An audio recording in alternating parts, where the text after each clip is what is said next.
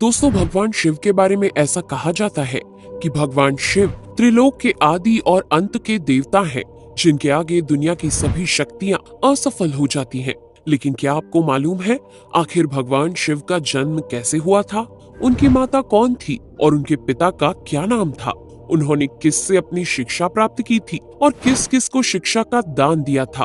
अगर नहीं तो चलिए, क्योंकि इस वीडियो के माध्यम से हम आपके इन्हीं सभी सवालों का जवाब देने वाले हैं, इसलिए प्लीज इसे स्किप किए बिना एंड तक जरूर देखना। दोस्तों, आज सबसे पहले भगवान शिव के जन्म से जुड़ी पहली कहानी यानी शिव पुराण की एक लोकप्रिय कथा के बारे में बताने वाले हैं। शिव पुराण के अनुसार भगवान शिव को स्वयंभू माना जाता है, जिसका मतलब होता है कि भगवान शिव का जन्म स्वयं ही हुआ था। यानी कि इससे एक बात तो साफ हो जाती है कि ना ही भगवान शिव की कोई माता है और ना ही उनके कोई पिता हैं। इसी कारण से भगवान शिव पंच तत्वों से भी परे हैं, जिस कारण से इन्हें मृत्यु का भी कोई भय नहीं है और इनकी मृत्यु कभी नहीं हो सकती। पर अब बात करते हैं विष्णु पुराण में बताई गई भगवान शिव के जन्म से जुड़ी हुई एक और कहानी के बारे में। विष्णु पुराण में बताया गया है कि भगवान विष्णु के माथे से निकलने वाले तेज के कारण भगवान शिव की उत्पत्ति हुई थी और उनके नाभि से निकलते हुए तेज से कमल पर विराजमान ब्रह्मा जी का जन्म हुआ था। मगर दूसरी ओर भगवान विष्णु के जन्म के बारे में शिव पुराण में बताया गया है कि एक बार की बात है जब भगवान शिव अपने घुटने मल रहे थे और उनके घुटनों से निकलने वाले मैल से भगवान श्री विष्णु जी का जन्म हुआ था। पर अगर ऐसा हुआ है तो विष्णु पुराण और शिव पुराण एक दूसरे से बिल्कुल अलग हैं। इस कथा के अलावा भगवान शिव के जन्म की एक और पौराणिक कथा काफी ज्यादा पॉपुलर है, जिसे शायद आपने बड़े बुजुर्गों से सुना होगा। पर अगर नहीं सुना तो आपकी जानकारी के लिए बता दें कि एक बार की बात है जब भगवान विष्णु और परम ब्रह्मा जी के बीच इस बात पर बहस छिड़ गई थी कि आखिर इस संसार में सबसे महान कौन है। और जब भगवान विष्णु और भगवान ब्रह्मा इस बात को लेकर बहस कर रहे थे तो एक जलते हुए खंबे के रूप में महादेव उनके बीच आए थे। दोस्तों, वो दोनों इस रहस्य को नहीं समझ पाए और तभी अचानक से एक आवाज आई जिसने कहा कि जो भी इस खंबे का छोर ढूंढ लेगा वही सबसे महान कहलाएगा। ऐसा सुनते ही ब्रह्मा जी ने एक पक्षी का रूप लिया और खंबे का ऊपरी हिस्सा ढूंढने निकल गए। वहीं विष्णु जी ने वराह का रूप धारण किया और खंबे का अंत ढूंढने निकल गए।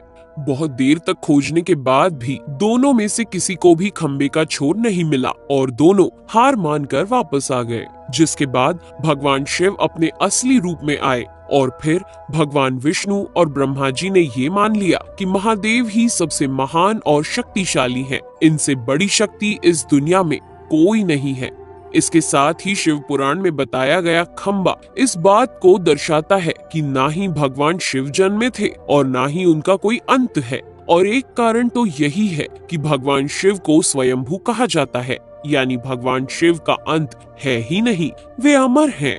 अब हम बात करते हैं भगवान शिव से जुड़े एक ऐसे विषय के बारे में जो सबसे ज्यादा प्रसिद्ध है कि क्या भगवान ब्रह्मा भगवान शिव के पिता हैं? जी हाँ, इनकी ये कहानी लोगों के बीच काफी प्रसिद्ध है। तो आपको बता दें कि आखिर किस प्रकार भगवान शिव ने ब्रह्मा पुत्र के रूप में जन्म लिया था। इसके पीछे विष्णु पुराण की एक पौराणिक कथा है, जिसके अनुसार जब धरती, आकाश, पाताल या कहें पूरा यूनिवर्स जलमग्न यानी पानी में डूबा हुआ था, तब भगवान विष्णु के अलावा कोई भी देव या प्राणी इस संसार में नहीं था। तब केवल विष्णु ही जल सतह पर अपने शेष नाग पर लेटे हुए नजर आ रहे थे। जिसके बाद उनकी नाभि से कमल की डंडी पर ब्रह्मा जी प्रकट हुए और जब भगवान ब्रह्मा और भगवान विष्णु इस यूनिवर्स से संबंधित बातें कर रहे थे तब भगवान शिव प्रकट हुए, जिसके बाद ब्रह्मा ने उन्हें पहचानने से इनकार कर दिया। इस कारण से भगवान शिव रूठ गए और उनके रूठ जाने के कारण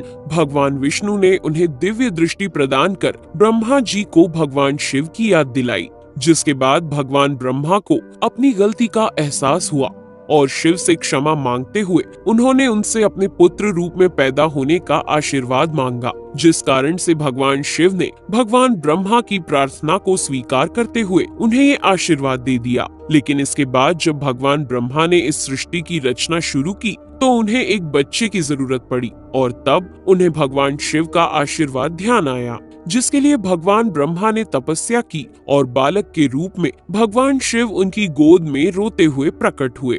आपको बता दें कि ये भगवान शिव का एकमात्र बाल रूप है। जब भगवान ब्रह्मा ने उनके रोने का कारण पूछा तो उन्होंने बताया कि उनका कोई नाम नहीं है। तब भगवान ब्रह्मा ने भगवान शिव का नाम रुद्र रख दिया, जिसका मतलब होता है रोने वाला। पर इसके बावजूद भी भगवान शिव चुप नहीं हुए, इसलिए ब्रह्मा ने उन्हें दूसरा नाम दिया, पर शिव को वो नाम भी पसंद नहीं आया और फिर भी वे चुप नहीं हुए। इस तरह शिव को चुप कराने के लिए भगवान ब्रह्मा ने भगवान शिव को 108 नाम दिए थे, जो रुद्र, शर्व, भाव, उग्र, भीम, पशुपति, ईशान और महादेव जैसे नाम थे और शिव पुराण के अनुसार उनके ये नाम पृथ्वी पर लिखे गए थे। इसके बाद बात आती है श्रीमद् देवी महापुराण की। तो श्रीमद् देवी महापुराण में भगवान शिव की माता और पिता के बारे में बताया गया है। श्रीमद् देवी महापुराण के अनुसार देखा जाए तो एक बार जब भगवान नारद जी ने अपने पिता भगवान ब्रह्मा जी से पूछा कि सृष्टि का निर्माण किसने किया है, साथ ही भगवान विष्णु, भगवान शिव और आपके माता पिता कौन है, तब भगवान ब्रह्मा जी ने नारद जी को त्रिदेवों के जन्म के बारे में बताया। जो बताया वो वाकई चौंका देने वाली बात थी। दरअसल उन्होंने कहा कि देवी दुर्गा और शिव स्वरूप ब्रह्मा के योग से ब्रह्मा, विष्णु और महेश का जन्म हुआ था। यानी प्रकृति का रूप लिए माँ दुर्गा ही हम तीनों की माता है और ब्रह्मा यानी काल सदाशिव हमारे पिता है। इसके साथ ही श्रीमद् देवी महापुराण में भी भगवान विष्णु और भगवान ब्रह्मा के बीच हुए झगड़े की एक कहानी मिलती है, जिसके अनुसार एक बार श्री ब्रह्मा जी और विष्णु जी में झगड़ा हुआ और दोनों में बहस छिड़ी हुई थी। तब भगवान ब्रह्मा ने कहा कि सृष्टि को मैंने बनाया है और मैं ही प्रजापिता हूँ, जिसके जवाब में भगवान विष्णु जी ने कहा कि मैं आपका पिता हूँ क्योंकि आप मेरी नाभि से निकले हुए कमल से पैदा हुए हैं। और धीरे धीरे कर ये बहस बढ़ती गई। दोस्तों, इसके बाद इन दोनों का झगड़ा सुनकर सदाशिव वहां पहुंचे और उन्होंने कहा कि पुत्रों, मैंने ही तुमको इस संसार को बनाने और इसे संभालने के केवल 2 काम दिए हैं। इसी प्रकार मैंने शंकर और रुद्र को संहार और तिरोगति के कार्य दिए हैं। इसके साथ ही उन्होंने कहा कि मेरे 5 मुख हैं। एक मुख से अकार, दूसरे मुख से उकार, तीसरे मुख से मुकार, चौथे मुख से बिंदु और 5वें मुख से नाद यानी कि शब्द प्रकट हुए हैं। उन्हीं 5 को एक साथ मिलाकर देखा जाए तो एक अक्षर ओम बनता है, जिसे आज हम सभी भगवान शिव के मूल मंत्र के रूप से जानते हैं। इतना कहने के बाद भगवान ब्रह्मा और विष्णु दोनों ही समझ गए कि भगवान शिव से ज्यादा शक्तिशाली इस दुनिया में कुछ भी नहीं है और दोनों ने भगवान शिव को प्रणाम किया और चले गए। चलिए दोस्तों, अब जब आप भगवान शिव के बारे में इतना तो जान ही चुके हैं, तो क्या आपको पता है कि आखिर भगवान शिव ने किससे शिक्षा प्राप्त की थी और उनके गुरु कौन थे?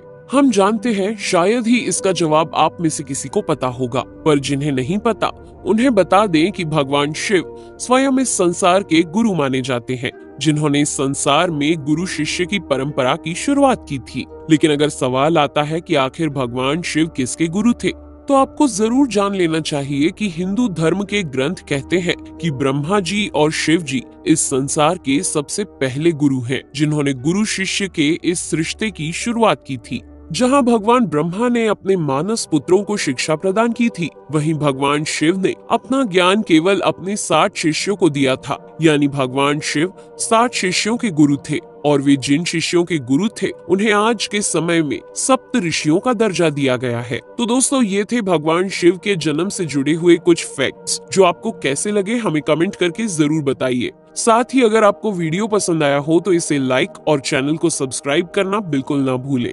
धन्यवाद।